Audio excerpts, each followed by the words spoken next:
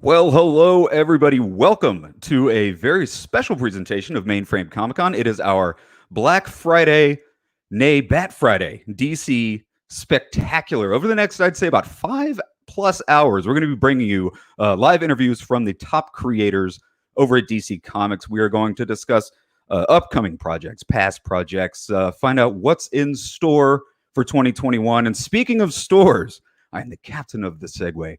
Since this is Black Friday, the busiest shopping day of the year, head on over to mainframecomiccon.com, where you're going to find exclusive signed merchandise. Many of tonight's guests are going to be signing things for your purchase over at mainframecomiccon.com. We've got comics for sale, CGC grading, limited edition prints, all signed by today's guests. So if you are all ready, let's go ahead and get the ball rolling. Without further ado, joining me for the next hour and pretty much for the duration of the evening here on Bat Black Friday. You know him as the host of the widely popular Word Balloon podcast, a man who knows just about everyone in the business as a friend.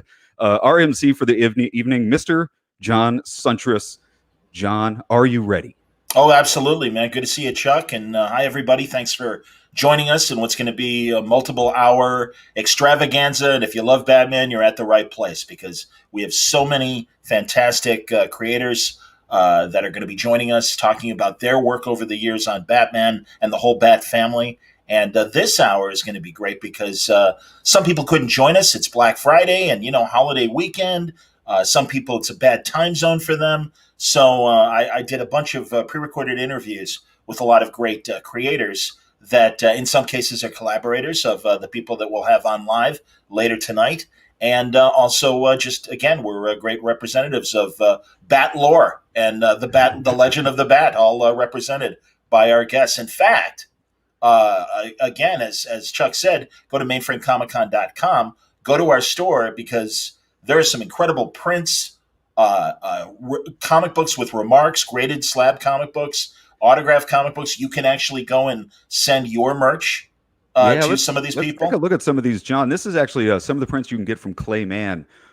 He is the guy. We're gonna do a whole Batman Catwoman panel here later on tonight. But these are just some of the 11x17 prints you can get from Mr. Clayman. These are the ones from David Finch. This is his on the far left. That's his variant cover for the new Batman Catwoman. That is, of course, the iconic cover for, I believe it was Batman 700. That's right. And so these are all going to be, they're all available on our store, and they're going to come signed with certificate of authenticity. These are amazing from Mr. Fabic, the 3 Joker 11x7 prints, autographed, certified, all available. These things are just flying off the shelves. So please, if you're watching this, head on over to mainframecomiccon.com. If you're watching on YouTube or you're watching on Facebook, head over to the website and get your hands on these while they last. Because it is Black Friday after all. Get a little bit of holiday shopping done, while you're enjoying all these. These ones are phenomenal. These are Mitch Jared's. They're all black and white. The one on the right is the Batman Swamp Thing. An absolute gorgeous piece of grayscale art. Absolutely, and a great story as well. And this is, of course, Mirka Aldolfo, who just did the Punchline one-shot with James Tynion. And these are pages from the one-shot, but also she's selling those as prints. And in fact, we'll have some words from her on this hour as well. So, Clayman, of course. Yeah, the CGC Signature Series is really cool. You can actually take your own personal comic books. There's instructions on the shopping page on how to do it. You can actually mail in your books, get them signed, get them slabbed if you want to. David Finch is even doing remark sketches. I mean, holy crap. Gorgeous remarks. Unbelievable. Yeah, the Batman worth the price, man. Because there's not a con going on. Normally, you could go to a con and you could bring your books and get them signed. You can't really do that this time. Now you can, like those Batman Catwoman that just showed up, that's autographed by Finch, Tom King, and Clayman. With a potential sketch on the cover. I mean, oh my God. You just imagine seeing that sitting up there on your shelf. John, you had such a busy week. Like you said earlier, you did so many, 2 weeks, man. You did so many interviews. Everybody, when the people at DC, we were in discussion about doing this con, everybody wanted to do it. But since it is a holiday weekend, as you said, people just couldn't quite commit to the live thing because it is Thanksgiving and everybody's feeling very bloated today. So let's go ahead and dive into some of these amazing interviews that you did. I know you got absolutely, man. You showed the 3 Jason Fabic 3 Jokers covers that are $45 each. If you want to get all 3, it's only $115. There they are. And what an amazing story that started with the first issue. Well, of Rebirth. Prior to that, there was a Justice League story where Batman is sitting in Mertron's chair, one of the new gods, where you become all seeing and all knowing, and he has this shocked look on his face and says, "That can't be possible." And then we find out in that first issue of Rebirth, as Batman's sitting in the Batcave, has all the monitors on, and there's three Jokers, and they all suddenly look different and stuff. And we've been waiting for the story for years. And Geoff and Jason Fabok delivered with the Three Jokers series that just wrapped up about a month ago or so. And here's Geoff Johns now talking about the background of that story with me. Switching gears, that is another great stroke of Rebirth, and I don't think anyone saw it coming, was the idea that the Joker wasn't just one guy. And I love it because it explains, and Gary Frank explored it when Batman's looking at the monitors and we see the different representations of Joker over the years, the classic, Bronze Age Joker, Killing Joke Joker, and then also what Scott Snyder and company did with their version of the Joker. And it's like, oh God, they are different. And it's like, you really thought it was an artistic choice, but then tell me about coming up with this concept that, no, it's three different guys. Oh. I mean, Jay Fabok and I, Jay's another amazing, brilliant artist, and he's obviously illustrating Three Jokers. We worked on Justice League together. Just such a talented, passionate collaborator, and I'm so grateful that we're working together on this project. But when we were working on Justice League, originally we came up with this idea. Like I just threw the idea out because I thought about the different, it's not just about the different eras of the Joker, but about the different perceptions of the Joker. Because I think, he can mean different things. The three people I think he's hurt the most in the DC universe, and that's Bruce Wayne, Barbara Gordon, and Jason Todd. And the story itself is really about wounds and healing from those wounds, physically and emotionally, and scars that are left, physical and emotional scars, and how these three people have dealt with it differently and have felt like the Joker's a different kind of presence in all their lives. They'd never done a story that focused on the pain that the Joker inflicted that was shared between them, where it's specifically about, specifically to Bruce, Barbara, and Jason, because they've all gone through a lot, but Barbara's life and Jason's life in particular took hard left and right turns, and they recovered differently. They became different types of people. And I feel like Barbara healed the right way emotionally and Jason the wrong. And then physically, they both have their challenges too. And Bruce is a huge part of this because he's faced Joker since the beginning. But that idea of three came from the three perspectives of these characters, of someone that has encountered the Joker since Batman #1 and seen the different ways the Joker behaves, and then somebody who was shot and paralyzed by the Joker and has a perspective on what the Joker is, and somebody that was essentially murdered, by the Joker and has a perspective on what the Joker is in that. I feel like exploring that territory emotionally and then tying it into the mystery of the Joker, of who the Joker is and where he comes from, and is there more than one, and what would that mean, and why would that be? It's all one big story. And originally when Jay and I talked about doing this story, there have been so many amazing Joker stories in comic books, so many, from obviously The Killing Joke and Death in the Family, and what Scott Snyder and Greg Capullo did. Like, there's great Joker stories. Like, there's some classics that are on everyone's shelf, and we wanted to come at it. If we were going to do a Batman Joker story, we really wanted to try and come at it from a different angle and look at the Joker in a different way and explore the characters in a different way and live with the characters, and see another side to what the Joker has done, who the Joker is, what the Joker is, not strictly in a continuity sense, but just in an emotional sense. That's great, John. Powerful stuff, man. Well, that's Geoff Johns. It's when you think about it, Chuck, The Joker's literally been around for 80 years. This is the 80th anniversary of Batman #1. Almost as long as And Word Balloon. you're not wrong. And really, it's such a challenge to do something new that hasn't already been done. I remember when Tom King was coming on Batman, and following Scott, and Scott had done such a great job, and taken the Joker and other characters in different spins. And the same thing goes with James Tynion right now. And it's like, God, what can you do that hasn't already been done in these last 80 years? And you got to hand it to these guys. They always find something new to say about the classic characters. And then, of course, they add to the continuity as well with new villains and new characters. Yeah, I remember when they first teased that there were multiple Jokers. Now, it wasn't a widely beloved concept amongst the DC fans, but they really rallied themselves, and now it seems like they're going for it, and they're doing a phenomenal job with it. Now the fans love it. And it was a great story. You got to show us. You can't just tell us, but once you show it to us and let us read it and let us see the amazing art, then they'll get into it. I was intrigued from Rebirth #1, and it's interesting. Speaking of Joker, we should mention again that Jason Fabok, you can get those great covers from the 3 Jokers as individual prints, or you can get all 3. And all you have to do is go to the store at mainframecomiccon.com. And also, by the way, it's not just being sold tonight. The sale will continue through December 4th. Correct. So we want everyone to know that it's you're thinking about your Christmas shopping list and your favorite Batman fan in your life. Well, this would be a great opportunity to pick up some cool prints, not only from Jason but our other guests. Black Friday lives on at Mainframe, so I'm going to go ahead and keep playing my my inner David Letterman. And so I understand you brought another clip, John. Speaking of the Joker, I had a great talk with Alex Ross last Friday. I've just released the audio on the Word Balloon podcast feed, but the video is coming. But here's a highlight of that. And it starts off with Alex talking about his Batman Black and White story that he did with Paul Dini called Case Study.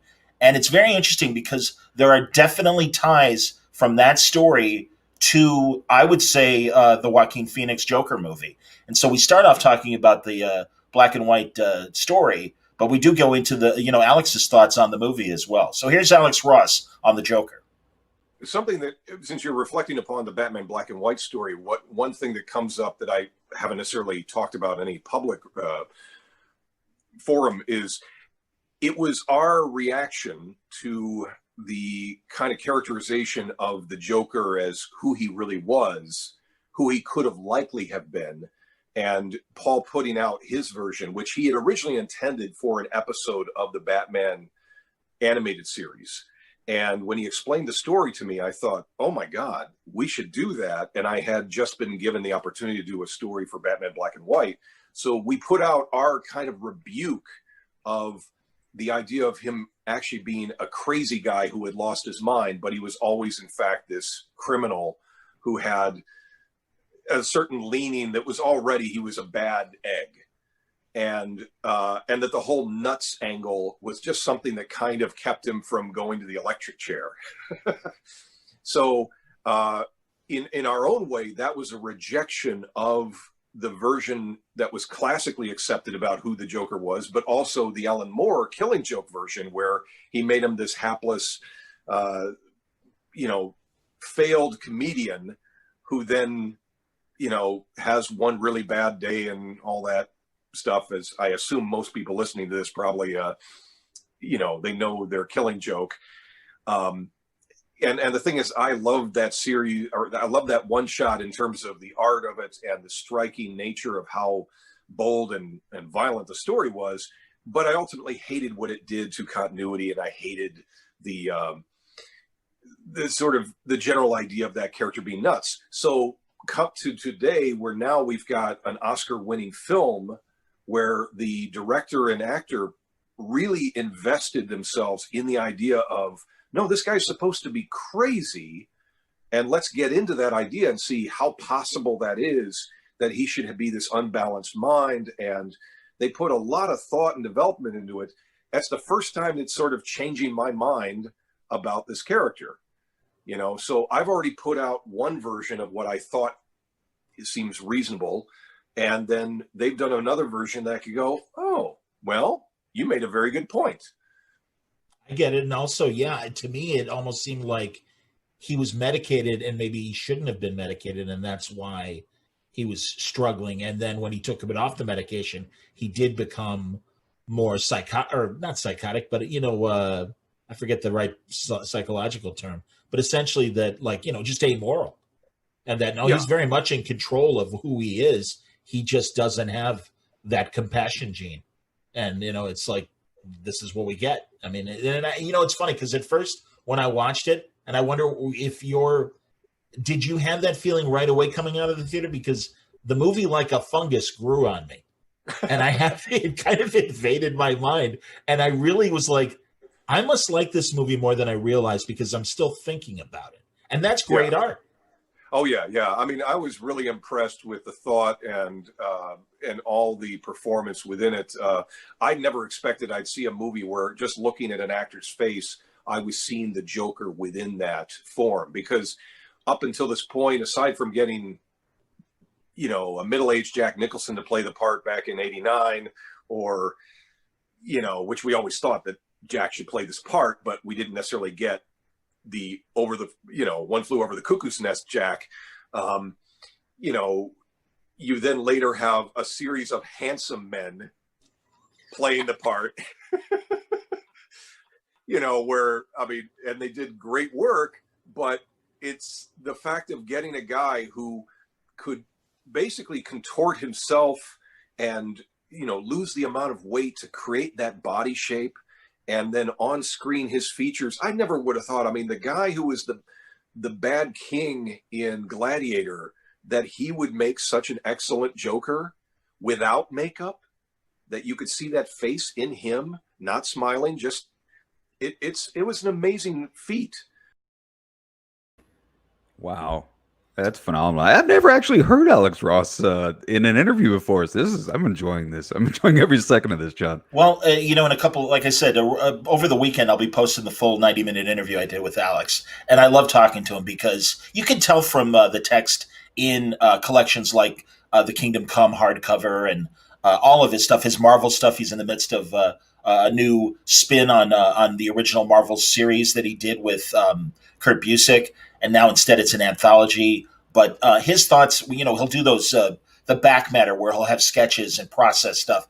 And just his thoughts on the characters.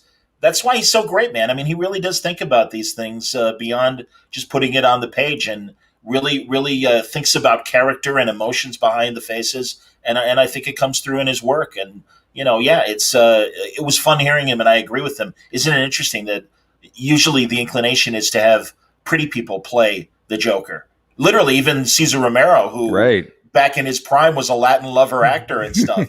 So, and to go to Joaquin Phoenix and, like he said, see that face underneath the makeup, and that it was that crazy Joker face. So, and I don't know, what did you think of the Joker movie, John? I thought it was phenomenal. And again, going back to the three Jokers, when they announced Joaquin Phoenix was going to be the Joker, again, not widely beloved decision and announcement in the fandom community, but again, just show it to us. I was blown away by Joker. I've seen it so many times. I walked out of the theater and I felt dirty, and I want to walk out of a theater and feel dirty. I haven't felt that dirty walking out of a movie since Dances with Wolves. Wayne is right, one of our commenters, when he said 2020 has just been one really bad day, and I quite agree with that. Absolutely. It was like I said. At first, I'm so tied to the continuity of the comics that literally I was watching, going, "Well, that's not right." But then after I left the movie, it really sat with me, and really, I was thinking about it for days, and I'm like, "That's the sign of a great movie if you're still thinking about it, whether art's supposed to move you. And even if it moves you in a negative way, it does what it's supposed to do." So we've got more of Alex talking about, and again, Alex is just in the, 30 years that he's been in the comic business, has had so many opportunities to draw Batman and the Bat universe and stuff. So we talk about another great black and white image, and you'll see it right away. And then we go into his love of Adam West and the 66 continuity, which has been represented in so many comics, covers and interiors. And Alex always does an amazing job. So here's Alex talking first about Batman as a character and the endurance, that the things he has to endure to be Batman. And then it spins into an Adam West hunk. I want to back to Batman for a second. My favorite image of yours that you've done of Batman is that great Bruce Wayne looking in the mirror, looking in the mirror shot where we see his back and we see all those scars, and every fight that Batman probably ever had in his 80-year career is reflected in that back and everything. And it just is that, like, it hurts to be Batman, and I kind of think that's really amazing. Well, that was something that I was taking from an inspiration in a specific comic, from something that was described but not shown. So the writer had put the reference in there where Catwoman is fixing up a recent wound, and as Batman's got his shirt off, but not his mask, his shirt is off, and she says it looks like a map of scar tissue. And that creates a powerful impression in your young mind where you think, like, God, I'd like to see what that looks like. So 20 some years later, I'm getting to create that as an image because, you know, it's always stuck with me, is like, yeah, there's a toll to be taken. In fact, the entire nature of how I approached the aging Bruce Wayne in Kingdom Come is with the idea that he's barely holding it together, because you can't, that whole adage about what doesn't kill you makes you stronger is not true. You know, what doesn't kill you may make you a lot weaker and hobble you completely. So, you know, I wanted to pay some close attention to the fact that the Batman, who might have even been the same Batman from Frank Miller's Dark Knight, this is how he's going to wind up after this much trauma to his body. You know, he's going to have like an exoskeleton just to move around. Absolutely. No, it was amazing. And then even the reveal at the end that he does put on armor of sorts and is back in action despite being in that condition was really, I think, an exciting thing to look at as well in Kingdom Come. Truly the trajectory of Batman is reflected by your art is always really great to see. And it's again, the various versions of Batman, and you're very comfortable in any incarnation of Batman. I mean, again, looking at even the Challenge of the Superheroes image that you showed me with them, with, you know, and then the roast, and that is slightly different than the Batman 66 version and everything, but they're great. And man, when you did those covers for the Green Hornet crossover, and you know, those were terrific too. Yeah, really I got a good number of opportunities to illustrate Adam West Batman in recent years. It's weird that it took as long as it did for, you know, you think about it, like these guys were out there doing conventions for, I don't know, 30 plus years before they could really cash in upon this connection. And it would wound up being a fluke that we actually got this deal made between Fox and Warner Brothers. It's just, you know, the whole story of how that finally came together is somewhat heartbreaking, because you think, like, there's all this time lost where they could have made merchandise based upon the show, you know, because now you have the issue of there's men in our age group that are the last generation who got the show in reruns before there's sort of a next wave of, you know, young people today won't watch the show the same way because they have other options. We had no other options in the 70s growing up, or 80s, that was like this show. It was a one of a kind. They never spent that kind of money making an adaptation of a comic thing to film or television until the 90s. And then everybody's grown up since then. They've got a million different other things they could have watched. And any kid that's growing up now in this new century, you know, we become the last connection to the original. Yeah. Wow. That's amazing. Have you noticed, did you see that they made a sideshow? I believe it was a sideshow collectible of the statue of that Alex Ross, a piece of art where Batman's, the cowl's right next to him, and it's just his back, and he's looking at it. It's an absolute beautiful, beautiful statue. Again, the emotion that he's able to inject in his art is really incredible. And also, I really appreciate the dignity that he gave to 66 Batman, because he's right. What he said at the end there is true. And it's okay, because that show, it was made, any TV show in the 60s, show it to a kid, it moves like a snail. I mean, they're so slow. And again, it was campy, playing into parody. well, we want a serious Batman, and I think young people want a serious Batman. And also, they, as he said, they had the example of not only the Tim Burton movie from '89, but the Batman animated series. Obviously, several generations have grown up on that. In fact, I don't know if when you were watching any of DC's Fandom back in the summer, they had a bit where they showed a bunch of clips from Batman '66, and they totally made fun of it. And that's okay; it's a comedy. Yeah. But again, when we were little kids watching it, it was high drama. I mean, we didn't know that we were, being teased, and that the very serious Wells citizens. We didn't know that was all an act and everything. We thought he was being serious. That's because they have such top tier actors. Like you said before. I mean, yeah, phenomenal actors playing a campy Batman. And thank God Adam West got to see a little bit of, I'm sure, a re-energy to him being Batman with this merchandise. And thank God they were able to fix all the rights issues, because Fox had made the television show and it was DC before it was owned by Warner Brothers. So now Warner Brothers owns the IP, but Fox owned the show for years. And they made literally like a baseball trade of IPs and intellectual properties to kind of get all the rights in one place. So thank God. And again, I'm really glad that Wes had a great final couple of years and really got to enjoy, being Batman again. Yeah, I want to go ahead and cue up your next clip. Before we do, just a reminder, guys, if you are watching this on YouTube or Facebook, we've got an entire night of amazing Batman panels going on every single hour, all the way up until midnight. So please head on over to the website and check out just some of the amazing panels we've got lined up, all live.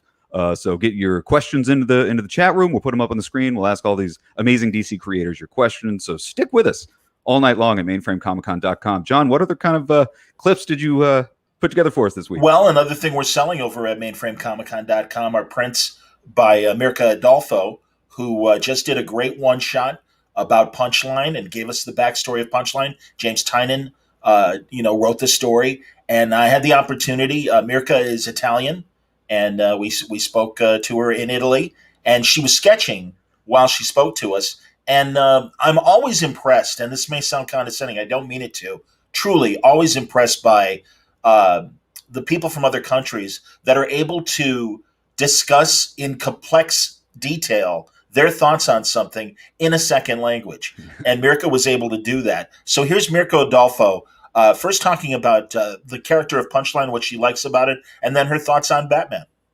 I enjoyed your Punchline issue.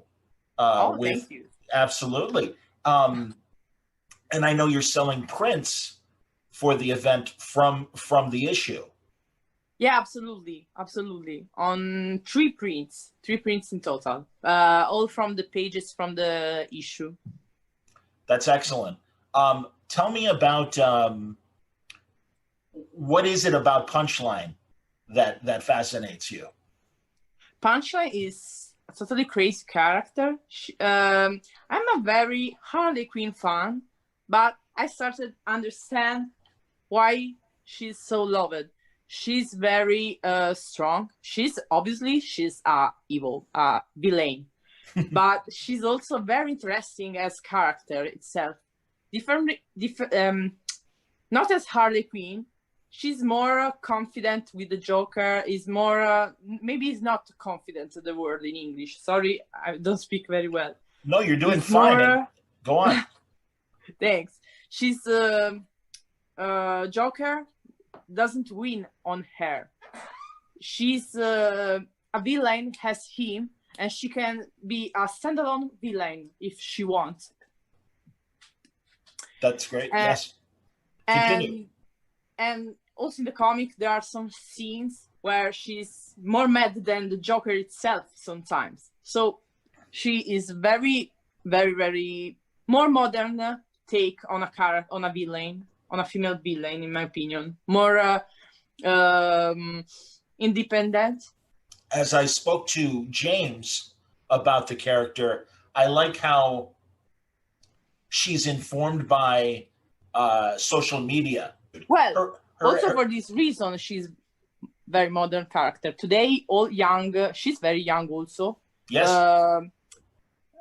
Everybody are connected today. So sure. I think especially in the comic, we see a young character that I don't say the name because I don't want to make spoilers, but he is very influenced from Punchline thanks to the internet. So this is because internet today is so important for communication, and it's a nice touch to add to Punchline, because for her is very important. She used internet for her message about what she thinks about the society, about the Joker, about stuff. She's against Batman and stuff like that. And so fragile minds can be influenced by her, and not in a good way, obviously, because she's bad. Right. Absolutely. Tell me about, as you get the opportunity to draw Batman, what are your thoughts of Batman and how you draw him? What are your thoughts of the character? Well, I always loved Batman. He's a very interesting character, in my opinion. I didn't read many comics, but I really enjoyed the work of Tom King and James Tynion, of course. And I think it's really a good, I don't know how to say in English, it's a very good example. Yes. Because he's rich, he has power, but he helps who needs to be helped. He's like he's a great hero, also without superpowers. He can have his gorgeous life with power and money, but he used that to help others. And I think Batman for this is unique in the comics today. Wow, she's absolutely lovely. She's tons of fun. Have you had a chance to pick up the new Punchline one shot? Oh yeah, no, it's a great story, and Punchline is great. And as she said, a contrast to Harley, where you could mistake her for being another sycophant to Joker, but actually no. And she proves it right away as soon as James debuted her, how tough she is. And yeah, I mean, she's amazing, and it's great. I agree with Jason. She's very nice. Mirka is, and very sweet, and she's done a lot of work for DC. Plus, she makes her own comics as well that she sells through Image. And no, I have a feeling we're going to be seeing a lot more of her regarding the DC universe in 2021. The prints we have on sale for her at mainframecomiccon.com at Black Friday are so cool, all autographed. But I was walking by Chicago Comics the other day, and their book of the week was Mirka's Punchline. It's not surprised, man. No, it's her work also on Harley Quinn and Wonder Woman. So many great comics. As she did a story for the current death metal, event that Snyder's doing, and she's great. And yeah, I'll be presenting the audio of the full audio of that on Word Balloon next week. But yeah, it was a terrific conversation. And again, we're selling these amazing prints directly from the pages of Punchline, that great one shot. So check them out at mainframecomiccon.com. There they are. Did you get to keep that sketch she was working on? No, she did finish it by the end. It's funny, the image on the left, or on the right rather, if you put that back up for a second, I wanted to point out, it's kind of, as she said, it's an homage to that great Alex Ross painting of Harley and the Joker dancing. And this is kind of their Punchline twist on that iconic scene, which I think is fantastic. And again, as Mirka said, Punchline's her own woman, and is absolutely fierce and not a patsy for the Joker, which makes her that much more interesting. So pretty cool stuff, man. She's an awesome character. One other thing about Punchline before we move on to your next, because I know, man, you interviewed so many people this week, and we want to get all the clips in. Also available on our store is Punchline. We got a variant cover. We don't have a photo of it, but head on over to mainframecomiccon.com and check that out for sure. So, John, what else you got for us, man? Well, why don't we stick with the women in the Bat universe and talk a bit with J.H. Williams III, the co-creator of Batwoman. I mean, they had the design at DC already set, but we wanted to talk to James because I think that that comic was so formative in Kate Kane's character and really setting her up. Of course, now a successful TV show. It's going to be very interesting to see what they do as they pass the mantle on from Kate Kane to the new character. Everyone's wondering what's going to happen, but let's give James his due, and as he talks about the creation of the Batwoman comic with Greg Rucka. Am I right, Jim? Did she first appear in the 52 Weekly story before your guys' story began? Yeah, I believe so. I didn't know much about that at the time. And kind of was like, even though I knew Greg was going to acknowledge that stuff, you know, in some ways we kind of hit the ground running on her own title inside Detective Comics with a fresh start, I guess you could say. I understand, yeah. Which allowed us to kind of really set the tone of what to expect from the character, not just from Greg's writing, but from a visual standpoint too. 100%, Jim, honestly, and I've got examples of panels that I want to show. I loved how you were framing the action. Here's a great example right here. Who was your colorist on this, Jim? Forgive me for not remembering. Is it Todd Klein? Todd did the lettering. He did lettering, yeah. Yeah, Dave Stewart did the colors. Of course, man. Yeah. Truly, man. Right? Yeah. Vivid, beautiful combination, absolutely. And had the design existed before you came on, or did you design Batwoman's look? There was a basic color scheme chosen, you know, like the red and the black was already kind of chosen by DC. I don't know who thought to use those colors originally. You know, so my answer to that is DC management. I mean, it might have come from somebody else, I don't know. Okay. Where my aesthetic came in is, how do I work with what they're showing me and enhance it? So, you know, the boots, the belt, the arm bracers, all that kind of stuff, little flourishes here and there, was my touches. Looking for ways to make the mask seem more plausible, I guess you could say, rather than just a pullover sort of thing. You know, little flourishes like that.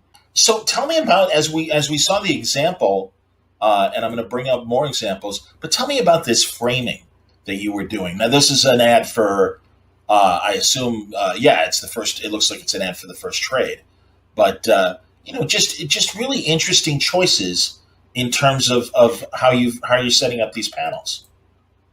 I don't know. It's kind of hard to put into words, really.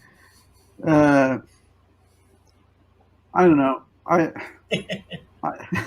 It's like, comics should have movement, and they've always been about movement. You know, frame A to B to C. You know, giving you a visual narrative. But I always try to find, if I can, if the scene allows, I try to find ways to enhance the fluidity of that. Sure. And sometimes that means taking like some of those examples, you know, taking a shot and breaking down the action across a 2-page spread where you're setting the stage with the whole scene, but then the characters move through the scene, but the background is stationary. I'm with you. So it kind of, that adds to the idea of how comics can be moving even though they're not. I love that you talked about that you showed that one panel, or that one spread, and just how unique it is. It couldn't be further removed from just the 12 panel page that we don't. It's very Eisner-esque. Yes, you're right, and he mentioned Eisner as one of his influences, and you know, Jim Williams and the JH. It's Jim. He's incredible. He does almost reinvent himself for every project. And Batwoman came at this weird time because, as we said, it was happening during the weekly event 52, and that was weird because Batman was like kind of off stage, and maybe I'm getting my years mixed up, but I know that it was when Dick Grayson was still Batman, kind of like in a previous hour that we had shown recorded, where Jock's story Black Mirror is really Dick Grayson as Batman. And I know that kind of threw a monkey wrench in a lot of people's plans for various stories, including Greg and JH when it came to Batwoman. So there's this great kind of iconic scene of her facing Batman for the first time in her book. And I had to ask Jim, and we've got the clip. I'm always interested in what's in the artist's mind. Are you drawing Bruce Wayne as Batman, or are you drawing Dick Grayson as Batman at the time? And here's what Jim had to say. When Batwoman debuted, Batman was unstuck in time, and then right, and it was 52, but I know it wasn't. Dick Grayson was Batman. This is around the time of Black Mirror. In fact, I talked to Jock earlier today and about his story, but I remember talking about that with Greg. And were you conscious of, it was a flashback moment when Batman first appears in that first Batwoman arc. But it was kind of, and again, he was in the shadows. And I asked Greg, I'm like, is that Bruce or is that Dick? And he said he felt he left it purposely ambiguous. I don't know if you were consulted and how you took it and how it should look. I took it as being Bruce. That it was definitely Bruce Wayne, because at the time when Kate Kane was lost and trying to find herself after being unceremoniously let go from the military, in that first encounter where she just took care of a mugger and Batman shows up out of the alley and gives her a hand up, I figured that was long enough ago that it was probably Bruce for me. Okay. But when she started in her own title, because that storyline was in Detective Comics.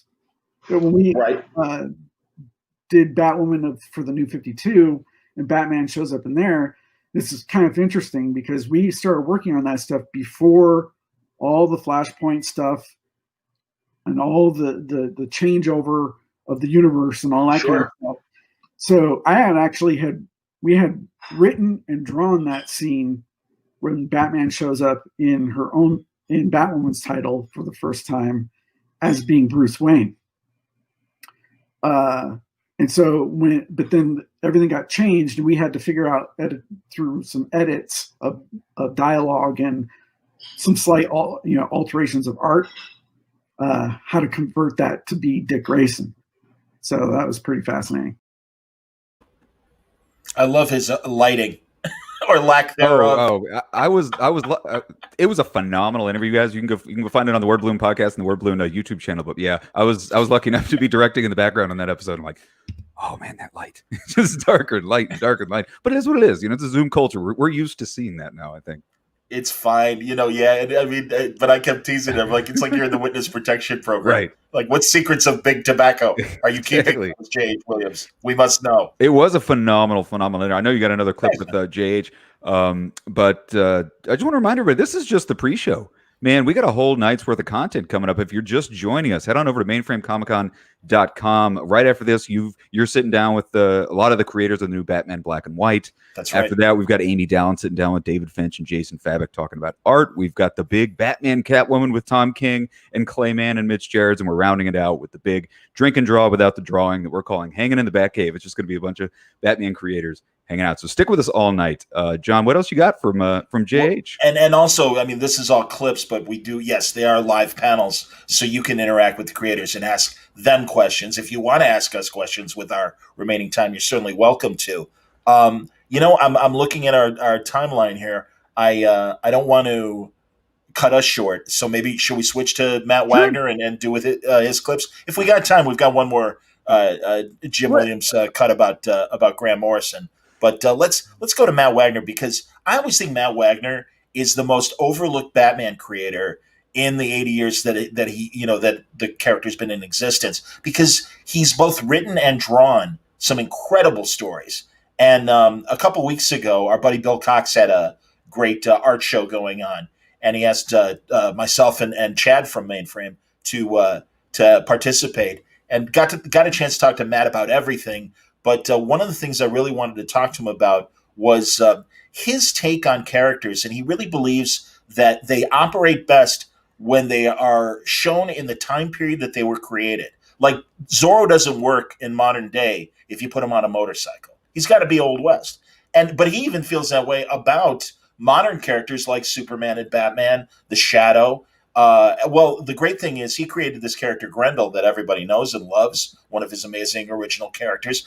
And he did this great crossover with Batman. Hunter Rose was the 1930s New York socialite that likely rubbed elbows with Bruce Wayne back in the 30s. So here is Matt talking about why he thinks Batman works best in the 1930s and compares him to some of these other characters like Grendel. Here's our next piece. There you go. So let us talk a bit more about Batman, because again, I love that you took a lot of those early, God, were they 8-page stories, 6-page stories from Detective, from the literally the first handful of Batman stories. And again, you expanded. Batman and the Monster Men certainly comes to mind. Batman and the Mad Monk too. Yeah. Yes. Again, the thing I like about those is, like I said, the superhero tropes aren't very established yet. And so it very much feels like these guys are just kind of making it up as they go along. So it has a certain unfettered freshness to it that, I look at contemporary superhero comics and boy, it's just feels like it's been done before a whole lot, But that stuff, not so. That stuff, again, is drawing most of its inspiration from the pulp magazines that inspired the young creators that were responsible for those early comics. In fact, the very first Batman story in Detective Comics number 27. Yeah, Detective 27. That is utterly and completely a direct ripoff of a Shadow novella. It's called, I think it's called The Chemical Syndicate. I was going to say, I know Chemical was definitely in the title. That sounds right. Beat for beat, the visualizations, all of it. It is straight from, it's a direct ripoff. Okay, inspiration. But again, I like the fact that these guys were taking their inspiration from silent movies, from early pulp magazines, not from other comic books, which is just feels like a retread to me, So tell me the comparisons of all these great heroes that you've worked on that are flitting around in 1930s New York, if not Gotham society. And let's talk about let's start with Bruce Wayne and Hunter Rose. And I mean, obviously one's a hero, one's a villain, but yeah, just tell me about the men. Well, the funny thing with that is when I did the Batman Grendel crossover back in the 80s, that was kind of put together by Kamiko, my initial publisher, in coordination with DC. And at that point, we had just finished the Christine Spar storyline. And so my natural inclination was, and that was such a popular run, my natural inclination was to make it a female Grendel to fight Batman. And I turned in a pitch for it, and it was awful. And luckily, my editor at the time, later my sister-in-law, Diana Schutz, had the balls to tell me this is terrible, because it was too convoluted. It was I didn't, in my mind, I couldn't really meld the two worlds, and so Grendel was a fictional character in Batman's world that this woman becomes obsessed with. So it was just too long getting to the good shit, And she said, "Look, Hunter Rose, Bruce Wayne, they're not that different. Just do that." And it was just like boink, the light went off inside my head. And there's certainly variations of a theme, aren't they? The urbane man about town. Yeah. But you were saying there about the fact that I've worked on all these characters. I did a whole bunch of this stuff for, in addition to Batman and Grendel, I did a whole bunch of these sort of characters for Dynamite. Yes. And so Shadow run was great. Your Green Hornet run. The Shadow. I did the Green Hornet year one. I did the Spirit. Absolutely. Spirit was amazing. Again, and Zorro, yes. All these guys are guys in a hat and a cloak. They bear a certain similarity to each other. Matt is just the coolest guy. I actually had the opportunity to actually chat with him in a private chat one time and watch him sketch and stuff. And it never ceases to be amaze me that these comic creators, and you forget this because we all haven't been to physical cons in a while, but they're all so approachable. They're all so much fun. And Matt is the perfect example of that. He's just the nicest guy. You're 100% and an amazing right. artist. Yeah.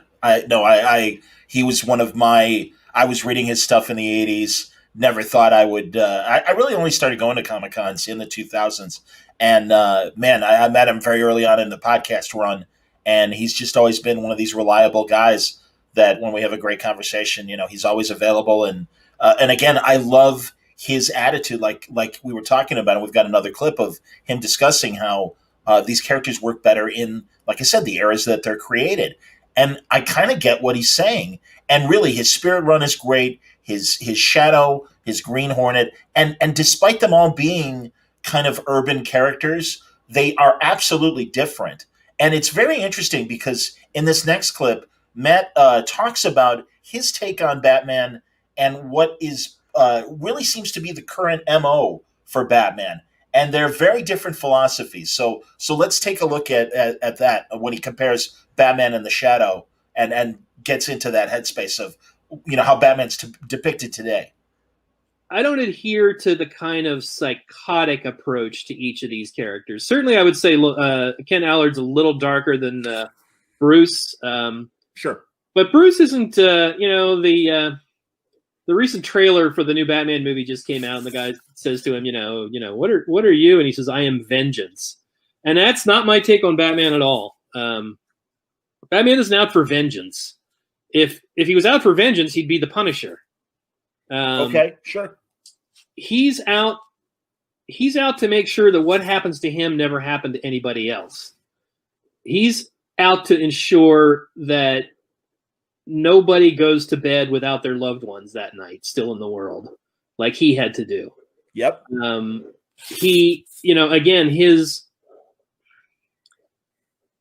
The modern take on the character, I was talking with Nick Darrington about this recently, and we were both kind of lamenting the fact that there's not much of the Dark Knight detective in the current take on Batman. He's not very detective-y. He's interesting. Pretty much a paramilitary character at this point. Okay. And Batman's, the reason he dresses up in that costume is not for armor. It's to scare people. It's to scare bad guys. And, if he has to resort to armor, like, truthfully, I think in Batman's mind, if he has to punch the guy, he's doing something wrong. Like the costume didn't work. He didn't get to terrorize the guy, the right way. Sure.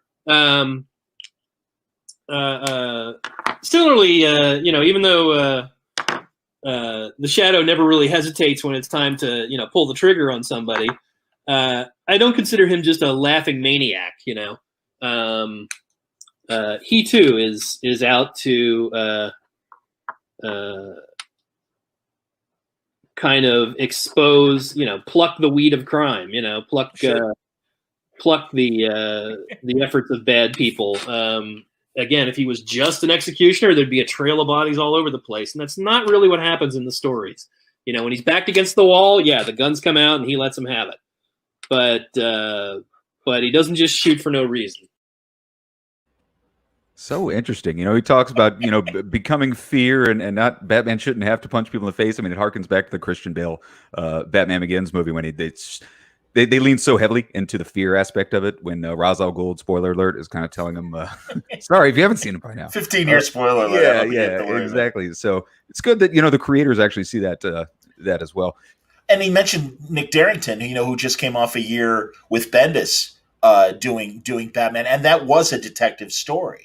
And it is kind of, and I never really thought about it until Matt said it. And it's like, no, I get what he's saying about the paramilitary operative that Batman has become in modern day. There's nothing wrong with it. Again, compare that to Adam West, compare that to Christian Bale, all the different Michael Keaton, all the different iterations of Batman we've gotten over the years, and even mentioning the Robert Pattinson film when it eventually comes out. We'll see. That's funny. The memes of destruction. I kind of like his comparison. Put it up there. Yes, indeed. Or like Darkwing. I am the terror that flaps in the night. Indeed.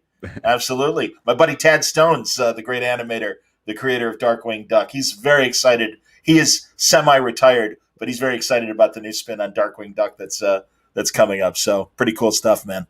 John, I know you. We're gonna begin to start wrapping this up because you've barely begun your long stretch here at Mainframe Bat Friday. What are you most excited about after this pre-show wraps up? You're gonna jump right into the black and white in just a second. Yeah, we're gonna, and that's another link, everybody. So if you're at Mainframe Comic Con, go to the main page and open up the Batman Black and White link. That'll be starting in about 5 minutes, and we got a great lineup of past and present Batman Black and White creators on there. We got Josh Williamson, we got Jill Thompson, Chip Zdarsky. Who am I forgetting?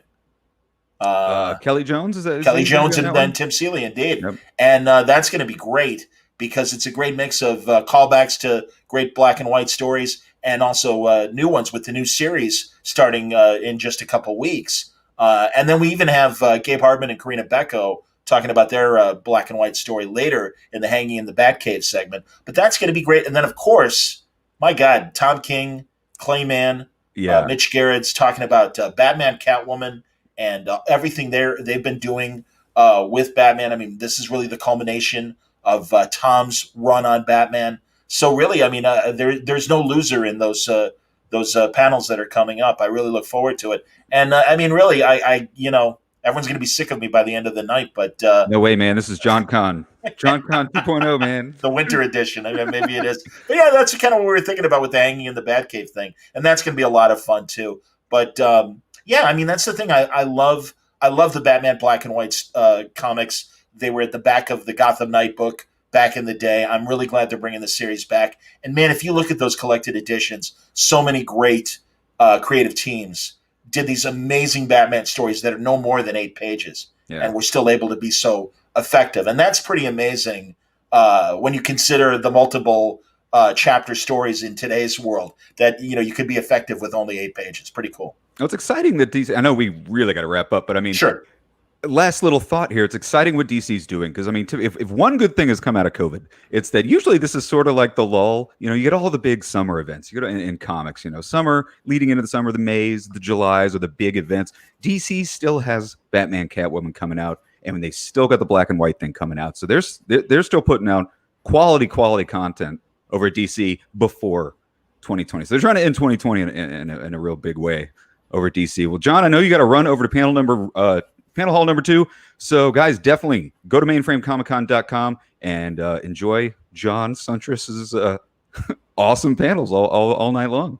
Thanks, Chuck. I'll let you wrap up. And yeah, everybody join me at the top of the hour for the Batman Black and White panel on your various platforms where you're watching this program right now. But go to Mainframe Comic Con and pick up some amazing art at great prices. Yep, see you later. You said it all. Guys, we'll see you all night long here at mainframecomiccon.com.